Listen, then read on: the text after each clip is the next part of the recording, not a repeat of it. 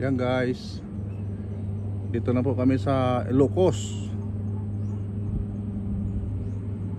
Naghahanap naman po kami ng magagandang lugar para mapapaliguan. May nakita po kami dito sa tabi ng dagat. Napakaganda po. Parang doon kami maliligo ngayon mamayang gabi po, para maka-relax naman.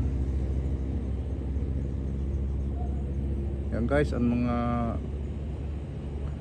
dito sa Ilocos ngayon, mga bagong tanawin, nagaganda.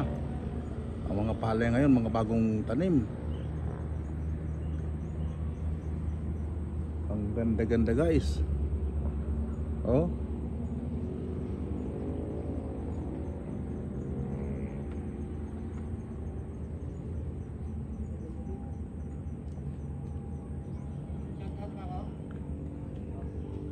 Shout out yan sa mga viewers. Guys, maraming salamat sa inyong mga panonood dyan. Yan po kayo maliligo mamayang gabi sa dagat na yan. Yan, maganda po dyan. Marami pa yung nakikita ko, Jeep. Malunggay nakikita ko eh. Ang ganda po dito, mga tanawin dito sa may Ilocos, Bangdi, Ilocos. Ito po ang Ilocos, Bangdi. Langit niya, kabundukan po na yan. Ang ganda oh.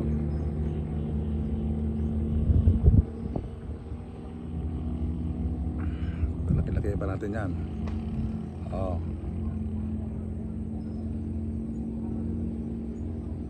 Wilmel. Yan po ang project ni President Marcos dati.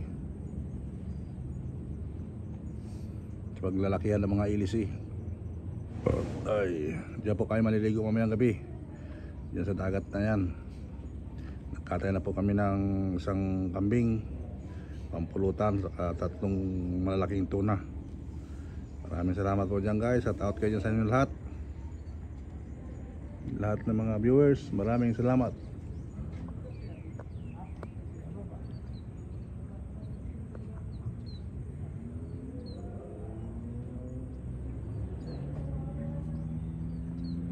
Maraming salamat guys.